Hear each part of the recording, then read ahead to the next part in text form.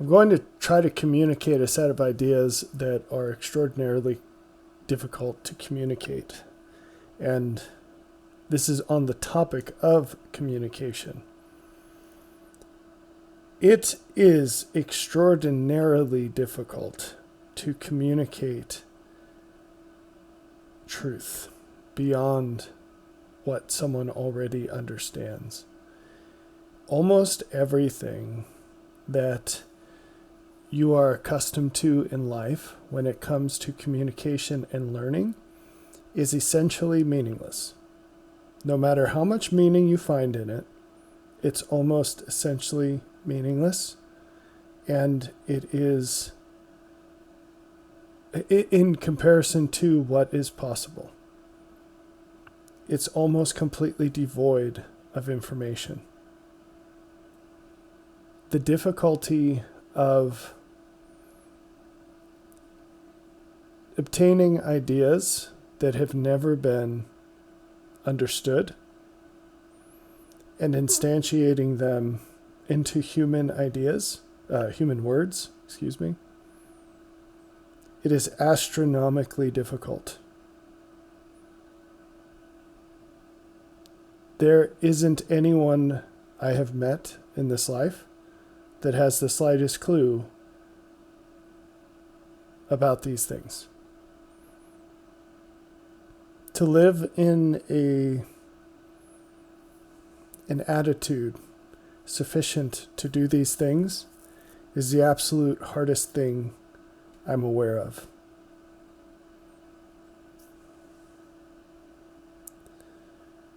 When we ask questions, there is a multitude of reasons for which we might not have the answer.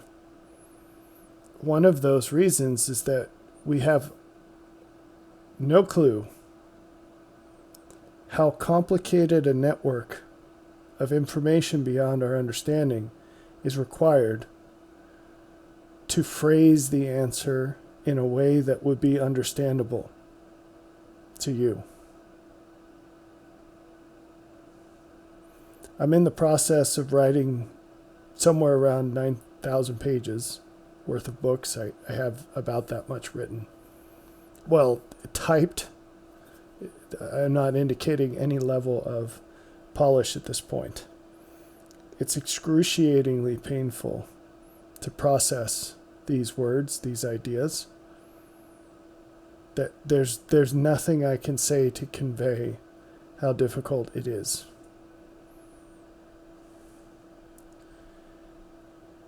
As I process the ideas, I become more familiar with them, and they are refined and expanded upon by the Lord through my understanding. When someone asks me a question and I know the answer to it, or even if I don't, and in that moment the Lord tells me, in both cases it's drawing upon this network of all these ideas, of which the 9,000 pages are just notes, barely capturing things, barely capturing snippets that are hopefully sufficient to reconstruct a broader idea. It's possible for me, if someone asks me a question, I query the system, I build the answer, I bring it back. It's possible for me to answer a question in a paragraph or two. And maybe it only takes me as long as it takes to type. But the full range of that goes all the way to investing my entire capacity for days to construct this answer. And there will be nothing about it that is guaranteed to convey what it took to build it. It'll just be, hey, here's a paragraph. Or maybe here's 5 paragraphs, or 2 sentences. And you'll have no idea what it took to build that in the moment. And you'll certainly have no idea what kind of life had to be lived to get to that. You'll have no idea even what the immediate sacrifice was to pull out of what I was doing and then get back into it. And I'm not just talking about temporal things. This is very hard to communicate. That telling you about how hard it is to communicate is hard to communicate. Communicate these things, okay? So when I get a question and I look at that question and I know the answer to that question, I'm racking my brain to see how I can connect you to it. And I want to tell you there are so many barriers that people have that they don't even know, that make it extraordinarily difficult for God to tell you things. This is one of the things I've written about extensively in the things you don't have yet, the materials you don't have yet. There are so many barriers. So let me just give you a quick example of something you wouldn't think of otherwise.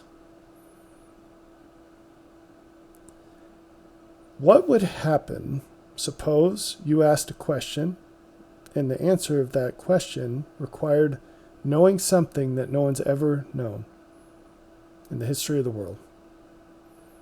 It's a mystery not revealed since the foundation of the world. And you had no idea, because it'd be really ridiculous to ask someone that kind of question, right? Unless you were talking to God, say. Well, suppose the person knows the answer and they give it to you. They write 2 to 4 sentences. Here you go. Here's your answer. Did it help you? You would probably think, oh, of course it would help. Information's good. Well, you don't understand the way things work then. Every single piece of information has a price. And in the gospel, there are many mechanisms for us to pay prices for one another, for God to pay prices for us to pay prices to one another, for one another. But that doesn't make a way for the recipient to have the joy connected to what is given. You have to understand the price, and if you don't, that limits the amount of value that you can have in this tremendously valuable thing. So one of the limits is, are you willing to value it for what it's worth? That doesn't mean that you have to pay the price, but you have to see it for what it's worth. And if you don't, the person giving it to you is actually harming you. Why? Well, now that you have this thing that's highly valuable, you will never value it highly, because you didn't value it highly already. What could possibly cause you to value it highly later? Your awareness of not having it, that is the most likely path to valuing it. Let me just be really specific so you don't get confused here. If I wanted to know something, let's say I want to know all about the end times, and I pray naively but with faith to the Lord, and I say, look, I really want to know all about the end times. And I give him all the reasons, they're good reasons. And he does not tell me all about the end times. Maybe he gives me this little crumb, and he makes me pray for it and hunger after it and search for it. And, I go and I read a book about it, and it's a terrible book, and I know that there are a bunch of things wrong in it. And then I say, okay, I'll see what else other people have to say about it, and on and on and on. I end up reading the standard works 15 times in 10 years, specifically on this topic, and I just become obsessed about it. And however long it takes and whatever it costs, don't you understand how I will value it much more through having to work for it like that? When we ask questions, there's this huge gap between where we are and where we would have to be to have the answer. You don't have to become that person to get the answer, but you do have to obtain an idea of the value of the answer. If you're dealing with someone who doesn't know very much, they will just pour out information on you without handling this, because they're ignorant and they don't know any better. But the more someone knows, the more familiar they will be with the way this works. And they're not going to hurt you by dumping things on you. So they're going to burn tons of time to try to construct what you need to get you what you want to know in a way that's going to harm you the least. That you can actually have a sense of the value. Now, I went in depth about value here. Of course, all of this is just barely touching on all of these topics. But there are so many other facets that matter. For example, what if you ask a question whose answer you're not ready to align to? When the parents of Samson were visited by an angel and told that she was going to have this special baby, the father asked the angel, "What's your name?" And he said, "Why should I tell you? You wouldn't understand." That seems kind of flippant to us. Well, maybe to you. Not to me, but it probably does to you. And that's because you haven't interacted with many angels. They don't mess around. They really don't. And that angel knew that if he just blurted out his name, he'd be giving Manoah, Samson's father, information that exceeded his ability to correctly value. He'd hurt him by doing that. Can you imagine information that would hurt you by knowing it?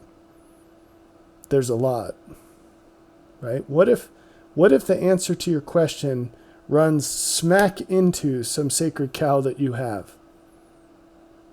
What if you're praying for some blessing? This isn't just about questions and answers. It's anything from God. You're praying for some blessing that absolutely requires the removal of something you treasure in your life. You don't understand that these are mutually exclusive things. You don't even understand they're related. Very common. Very common problem. Well, God's not just going to send along what you're asking for. It's going to create this existential crisis in your life that you're not ready for.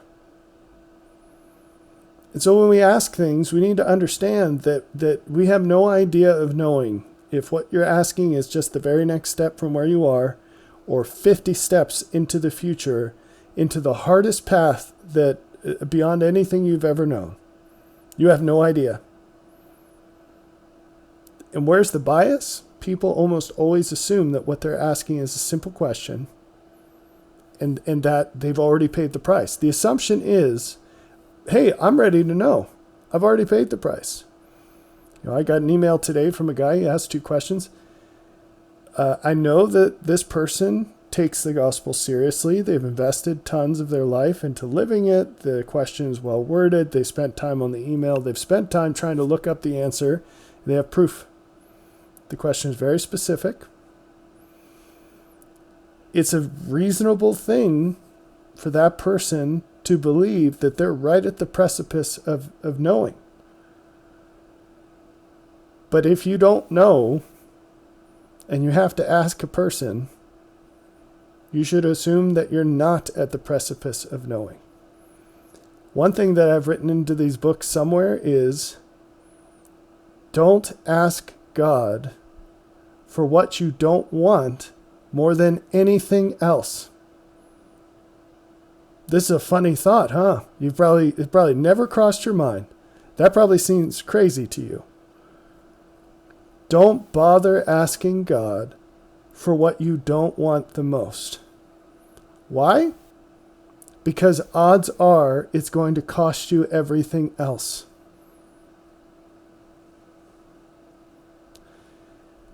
In a prioritization of all things, if you had a ranked list of everything in terms of how important it was to you, whether it's something you have or you want, whether it's something you know or you want to know, it doesn't matter. If you had a ranked list of this,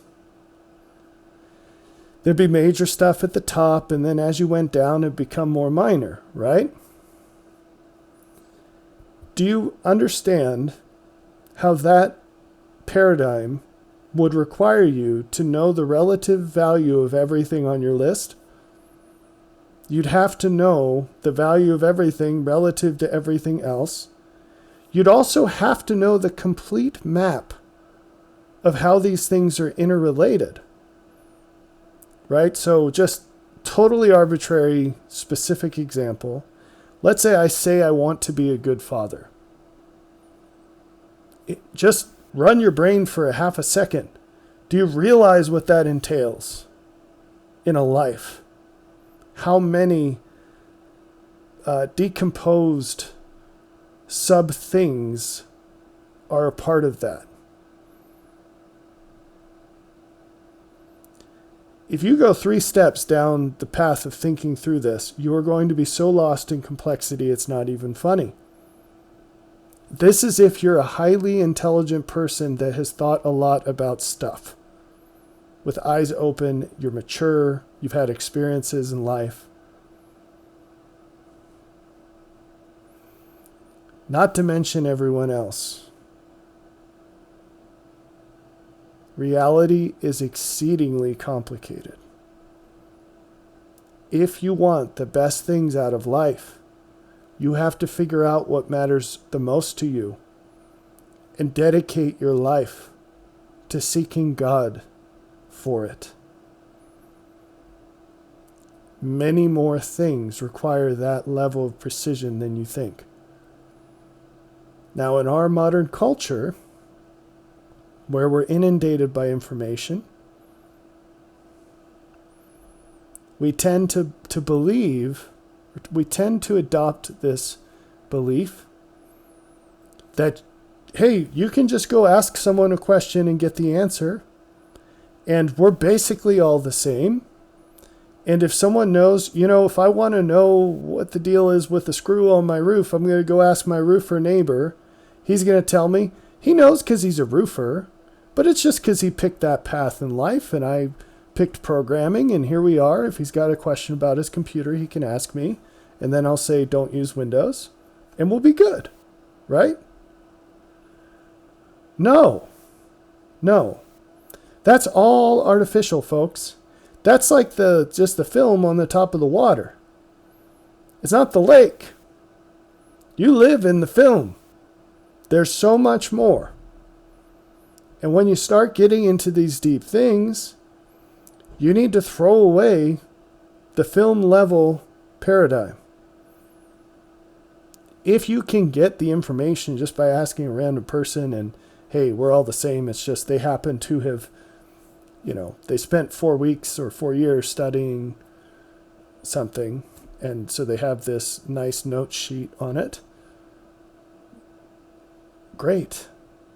Those things, they don't really matter. Not very much.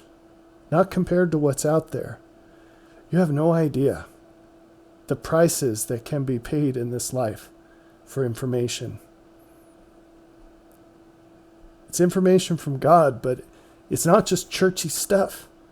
It's the deep things that envelop everything. Envelop like surround. In, through, and around all things. That's how God describes himself. He says he's above all things, he's through all things, he's around all things. That's the way the truth is, the deep truth. And no surprise, you have to go closer to him. So much of what you want to know is not about what you know. It's about who you've become. Or more accurately, how you are. Not what you know, how you are. You can know things on a superficial level very easily, just from someone telling you. But to become something, that carries an extraordinarily high price. A very, very high price. And these things that you want to know, so many of them are at that level. So, does this mean you shouldn't ask questions to people that are going to rant at you for 20 minutes about how hard it is to answer the questions? Not because they don't know, but because they don't have easy ways of explaining it to you. No. It does mean that you really should calibrate to do the things that are directly before you and understand that that is the most important part of you receiving the answers that you seek. Everything you want lies through what you already know. Everything you want lies through what you already know. There isn't an easy way, there isn't any way to get to where you want to go or what you want to know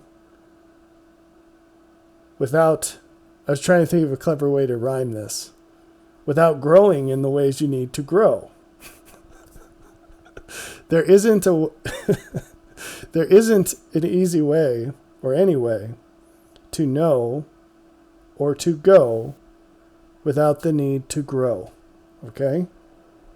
And the growth is the things right in front of you. The things that we keep hammering in these videos. And you all just probably roll your eyes and say, like, I'm just here to wait for the goodies, the nuggets that he spits out every once in a while. My goodness, is he going to talk about dating again? Right? Or parenting again? That's the gateway. If I could say these things in less than 9,000 typed pages, I absolutely would. I learn a ton as I'm writing. Writing is a wonderful way to expose the holes in your understanding. It's also a really good way of finding better ways of saying things. But I already know these things, for the most part. The challenge, everything I'm doing, is to find ways of communicating it to you. And I really believe it's going to take 9,000 pages. Plus.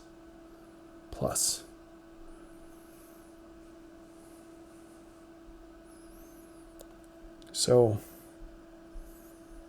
I think I'm going to save this link somewhere and then just forward this video when people ask me a question that I just really, there's no way I can answer it in a brief format with a person that doesn't have the prerequisite tool bag. That being said, the reason I'm making this video is I spent 20 minutes writing an email reply to this person that asked me 2 questions, and the answer is right there. And I'm going to hit delete and send them this video instead. There are rules of engagement, and I can't write someone an email that's going to cause an existential crisis in their lives. I have to lay out everything around it so that they're left without excuse. Those are the rules that I operate in. You should also operate in those rules, but that's your choice. You might not even know them yet. They're in the scriptures, but. So that's that. It's really difficult. So I think that I'll tie this up, although I'm sure that I'll think of 100 things to add to this as soon as I hit stop. Thankfully, I'm out of time today, so I won't be able to do anything about that.